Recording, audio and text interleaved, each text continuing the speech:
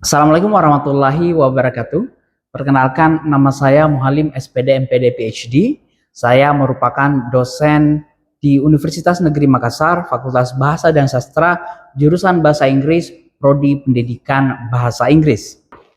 Video ini dibuat untuk penyusunan dokumen pernyataan diri dosen dalam Unjuk Kerja Tridharma Perguruan Tinggi atau PDD UKTPT sebagai salah satu syarat pengajuan sertifikasi dosen reguler sesi 1 tahun 2025. Pada kesempatan kali ini saya akan membawakan video pengajaran saya yang berkaitan dengan bidang keahlian saya, yaitu video pengajaran mata kuliah Academic Writing. Adapun capaian mata kuliah ini adalah mahasiswa mampu memahami tujuan dan materi pembelajaran paragraf writing yang akan ditempuh selama 1 semester guna menunjang proses belajar mandiri. Kedua adalah menguasai dan mampu menerapkan teori grammar dan sentence structure. Yang ketiga adalah menguasai teori penulisan paragraf. Yang keempat adalah mampu mengidentifikasi kelemahan dan kelebihan tulisan sendiri dengan mengacu pada kriteria penulisan paragraf sesuai dengan genre esai. Dan yang kelima adalah mahir menulis genre esai sesuai dengan komponen-komponen dan prinsip-prinsipnya. Adapun materi pada perkuliahan ini adalah identifikasi part of speech, penerapan teori simple sentence, penggunaan compound sentence, penggunaan complex sentence, penguasaan dan penerapan paragraph structure, identifikasi dan penerapan kriteria paragraf yang baik dan menguasai konsep unity and coherence, penerapan deskriptif paragraf, dan penulisan dan critical thinking argumentatif paragraf. Pembelajaran dalam mata kuliah ini secara prinsip mengikuti komponen-komponen DIA, yaitu Delivery, Interaction, and Assessment.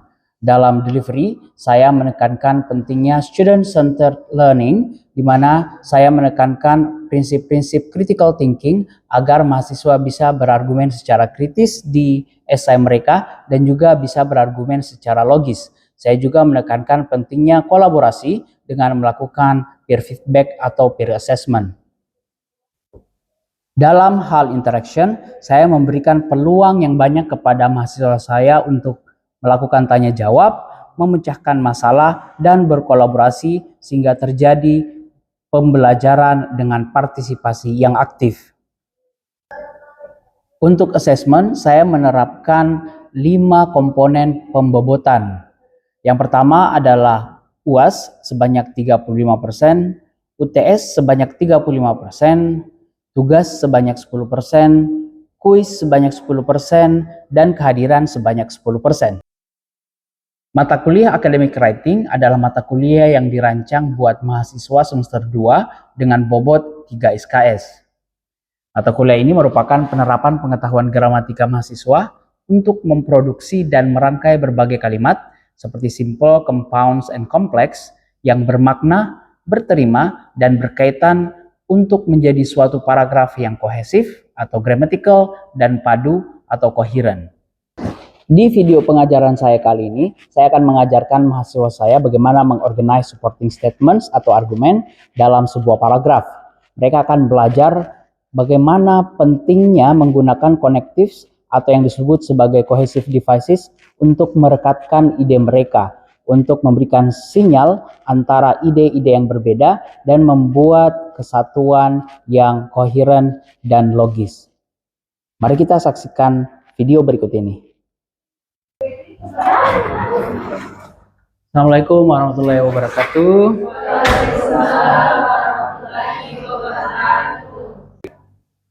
Oke, assalamualaikum warahmatullahi wabarakatuh and good afternoon everyone.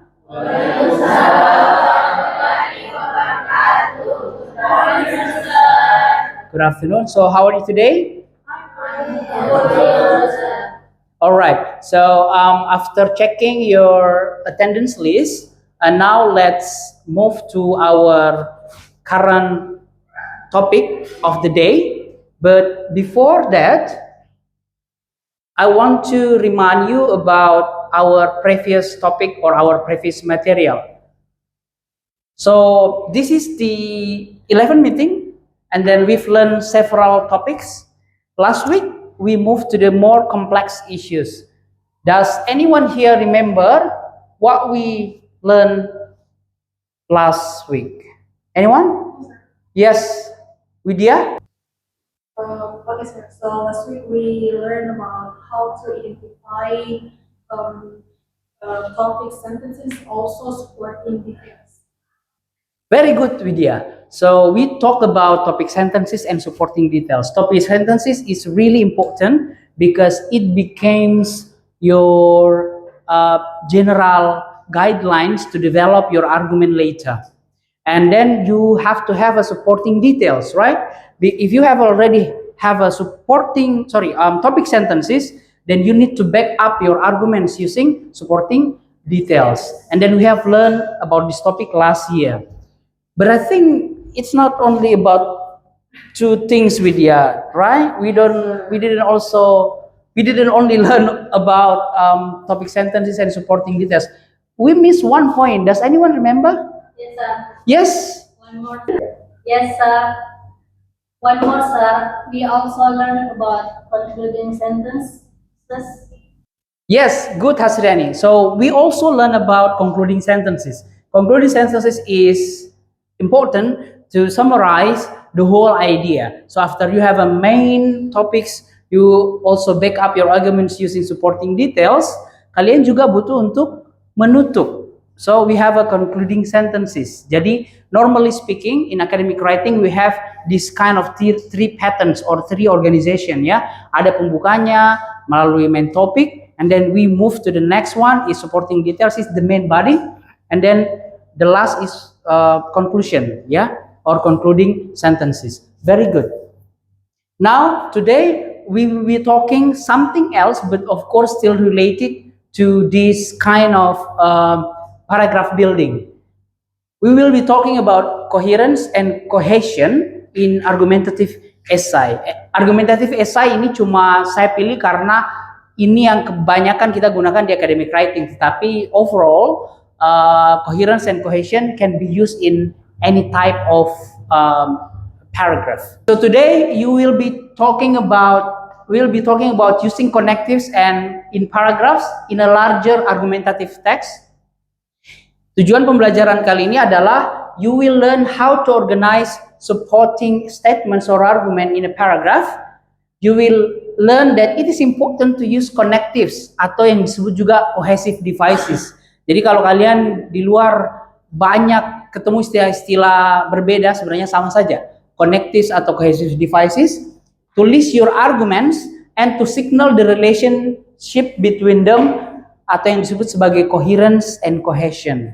Lebih lanjutnya, kalian akan diharapkan untuk menguasai ini semua. Pertama adalah kalian bisa identifying main thesis, supporting arguments, and conclusion which is related to the previous topics.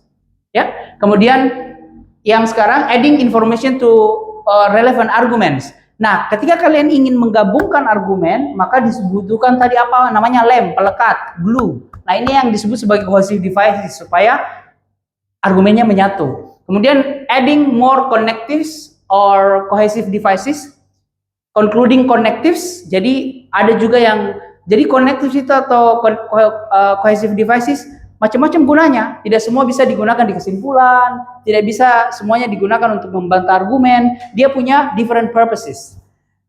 Understanding the use of in fact and indeed, yeah, because this is important. Two important expressions in argumentative writing. Kemudian explaining the individual assignment and explaining the project assignment because you are going to have both individual and project assignment. Jadi sekalian, ini ada topik, ada paragraf di sini ya. Coba kalian baca cepat dan saya akan memberikan instruksi selanjutnya. Oke, finish ya. Sudah dibaca ya? Ya. Nah, di sini ada 3 yang harus kalian kerjakan. Yang pertama adalah yang mana main thesisnya, supporting argumentsnya, and conclusionnya. Ya, jadi ini ingat berkaitan dengan materi yang sebelumnya. Apa main thesisnya kalian coba tandai. Kemudian yang mana 3 supporting argumentsnya. Kemudian apa conclusionnya. Oke, paham? Siapa yang bisa menjawab yang mana yang merupakan topic sentence? Oke, silakan Vidya. Coba naik ke atas, ditunjuk yang mana? So the main is from here until that, the government should provide more financial assistance to parents who use childcare. Very good, ya. Jadi the government should provide more financial assistance to parents who use childcare. Nah ini yang kemudian argumennya yang kemudian di breakdown ke dalam beberapa supporting details. Terima kasih Vidya, thank you so much. Nah, saya tadi menyuruh mencari 3 argumen, ya, 3 argumen. Siapa yang bisa menunjukkan argumen pertama dan argumen kedua? Silakan, siapa? Ya, silakan. Yang mana? The first argument is the childcare centers may assist children in their early development until they give children an opportunity to mix with other children and to develop social skills at an early age. Good. Ya, yang mana argumen yang kedua, Anita? Yang mana argumen kedua? Argument kedua is the parents and children need to spend some time apart. Kalau children become less dependent on their parents, bla bla bla, itu nggak masuk ya? What do you think? Bagaimana teman-teman? Masuk, karena masih idenya satu ide yang sama. Paham Anita ya? Terima kasih Anita atas kontribusinya. Nah, jadi kalau yang namanya argumen, ya, dia tidak dibatasi oleh satu kalimat saja, enggak. Tapi dia bisa 2 kalimat dan sepanjang kalimatnya menunjukkan ide yang utuh, ide yang sama. Nah, kalau begitu, yang mana yang menunjukkan argumen ketiga? Mulai dari mana? Ariel, siap? Yang mana Alda? Silakan. Yang argumen ketiga belum conclusion. Ya. Parents bagus, parents.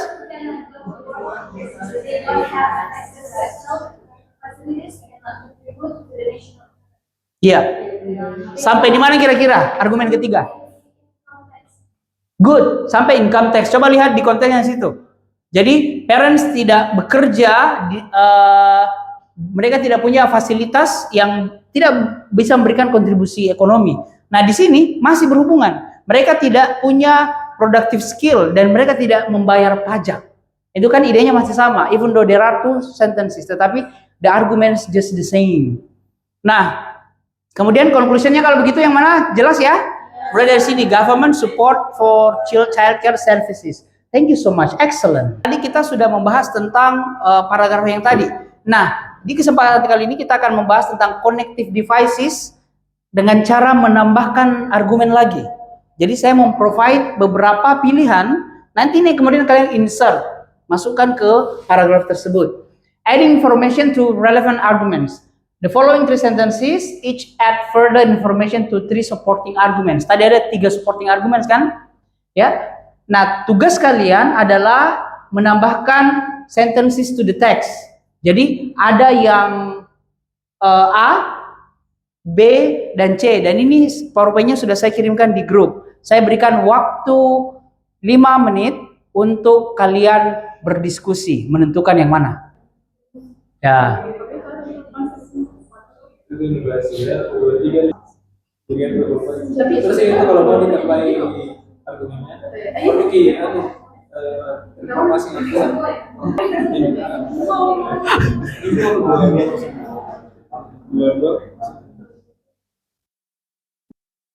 Oke, sudah diskusi kelompoknya. Oke, sekarang untuk argumen pertama yang mana? Kira-kira jawabannya? Berarti pilihan yang keberapa itu? Yang kedua ya? Very good ya. Jadi di sini adalah a whole range of learning occurs in children sentences karena dia sama-sama idenya, Pak ya? Sama idenya. Berikutnya yang kedua adalah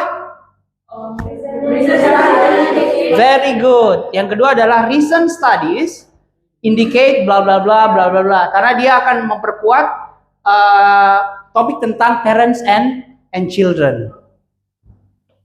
Berikutnya ini yang terakhir berarti ya. Ya, non-working parents karena dia berbicara tentang parents yang tidak berkontribusi secara ekonomi.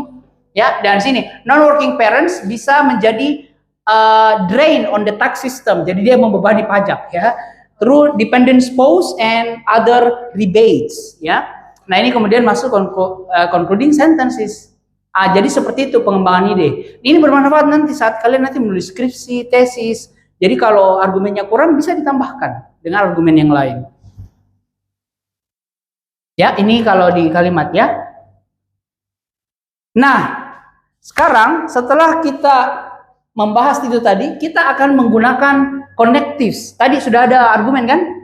Nah, argumen itu bagus kalau ada namanya transition signals, atau disebut cohesive devices, atau disebut marker, atau disebut sebagai ya connectives tadi.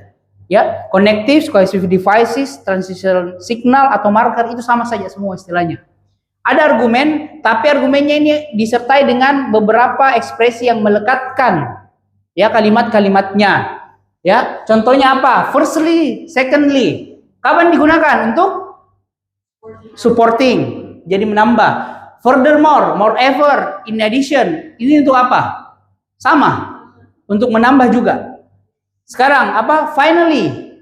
Kalau finally itu apa? Untuk conclusion, menutup. Ya, ini untuk last supporting arguments. Ya. Nah, sekarang tugas kalian adalah coba, tadi kan ada paragraf yang dikasih. Coba ditambahkan di paragraf itu menggunakan cohesion devices yang ini supaya argumennya lebih kuat. Coba dulu dikerja ya, cepat saja, mungkin 1 menit bisa langsung ya. Coba dulu ya. Terima kasih. Jadi yang mana kira-kira ditempatkan yang firstly tadi? Di sini ya, karena di sini adalah argumen pertama. Setelah argumen pertama kan dia move ke argumen kedua, benar tidak? Di sini bisa more.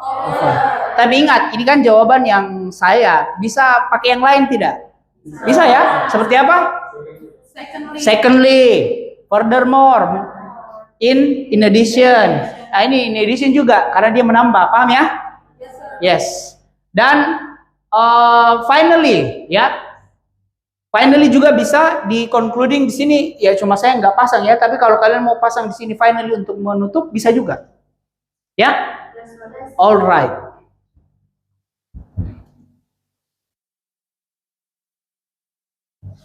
Nah, seperti yang saya bilang tadi, katakan bahwa kita bisa menutup. Ya, kita bisa menutup. Ada 3 yang paling umum, tapi selebihnya tentu saja banyak juga yang lain yang bisa kita tambahkan. In conclusion, in summary, thus. Ada yang lain tidak? Ada. Misalnya to conclude, to summarize. Itu juga sama untuk menutup juga. Ini they carry roughly the same meaning, mirip-mirip artinya. Tapi dan untuk menutup, ya.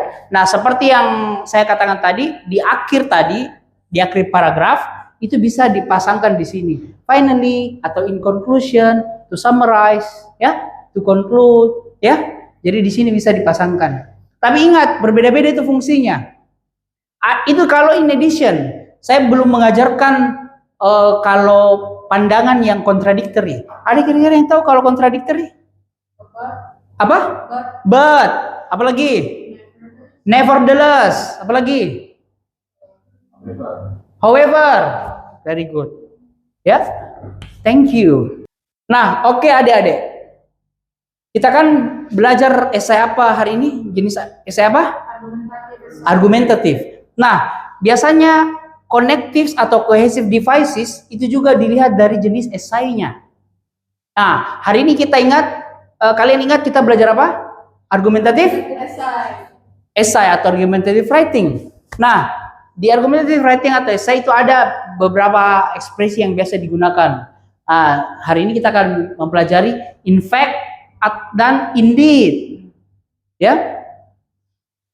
Untuk mengkonekkan detail statement yang dengan statement sebelumnya yang lebih umum, kita bisa menambahkan in fact atau indeed untuk memberikan apa? Penekanan atau penegasan, boleh. So in fact pada faktanya atau indeed pada kenyataannya, paham ya? Ya. Nah ini ya. Berikutnya adalah untuk mengconnect statement yang lebih factual tadi atau yang lebih exact, bisa menggunakan indeed atau in fact. Jadi ingat, dia sebenarnya interchangeable. Jadi bisa, ya paham ya? Jadi bisa bertukar satu sama lain ya. Jadi setelah memahami tadi in fact sama indeed, kalian coba menambahkan 3 places in the text di mana kalian bisa menggunakan in fact sama indeed. Tadi kan sudah ditambahkan semua.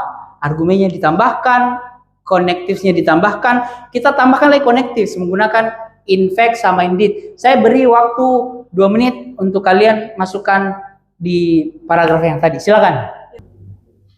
Gimana, Dek? Aman? Ya, tahu ya? Aman, Pak.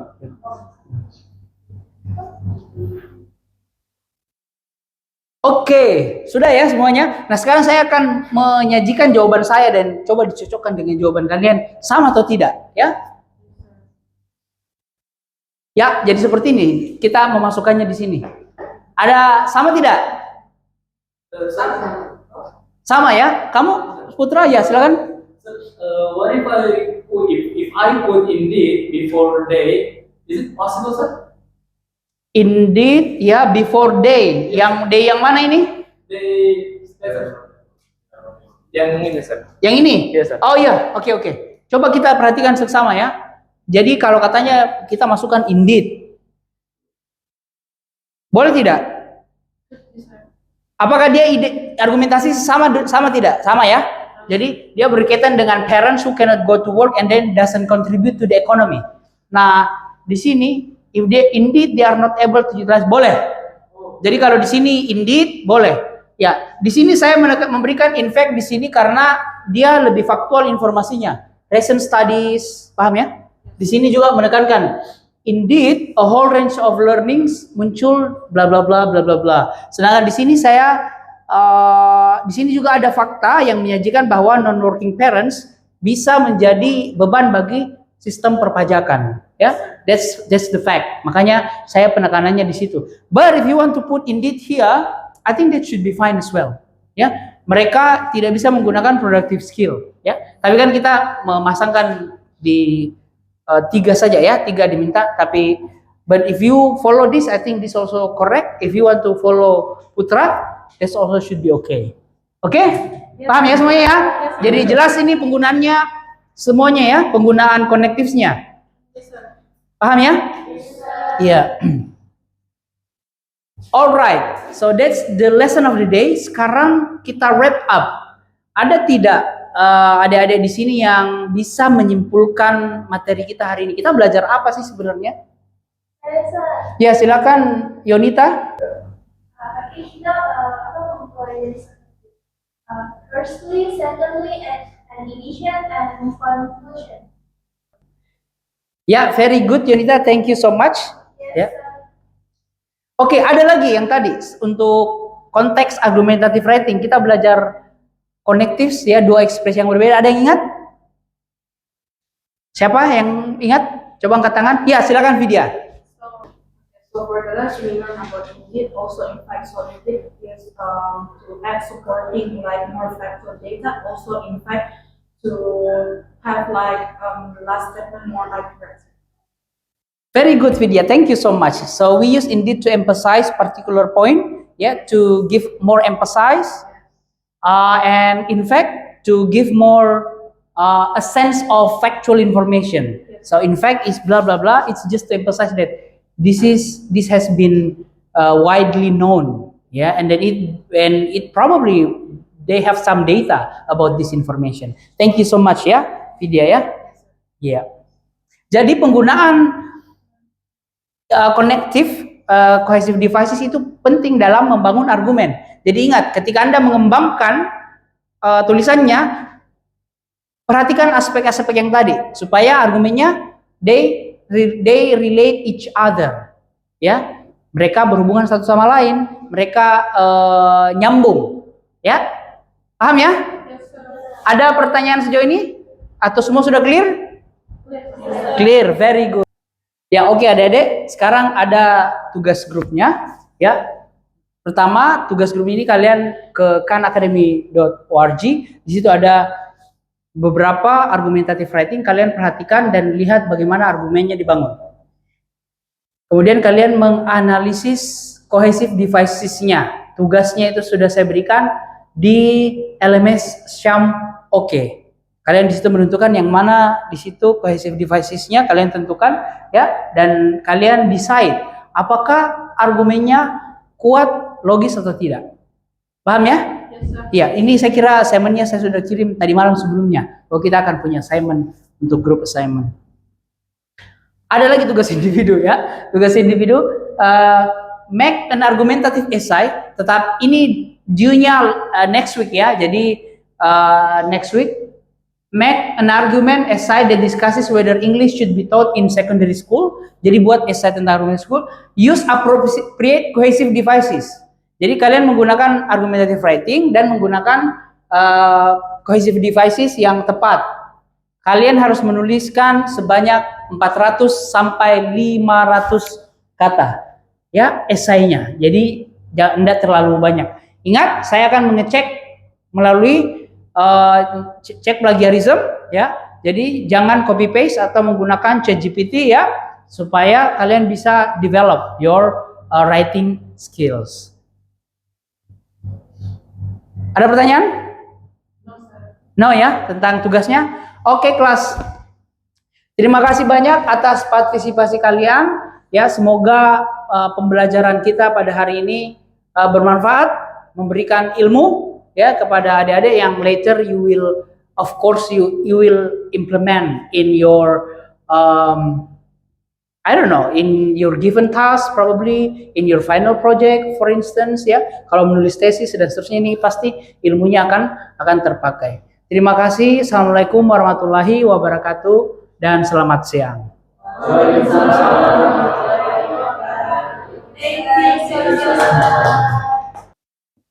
Demikian video pengajaran saya pada mata kuliah Academic Writing untuk mahasiswa jurusan Bahasa Inggris Universitas Negeri Makassar. Semoga video ini bisa memberikan penilaian yang baik kepada asesor, kepada panitia sertifikasi dosen reguler sesi 1 2025. Saya mengucapkan banyak terima kasih kepada panitia, baik itu panitia pusat maupun panitia lokal Universitas Negeri Makassar, dan juga tentu saja kepada mahasiswa yang sudah terlibat aktif dalam pembuatan video ini. Assalamualaikum warahmatullahi wabarakatuh.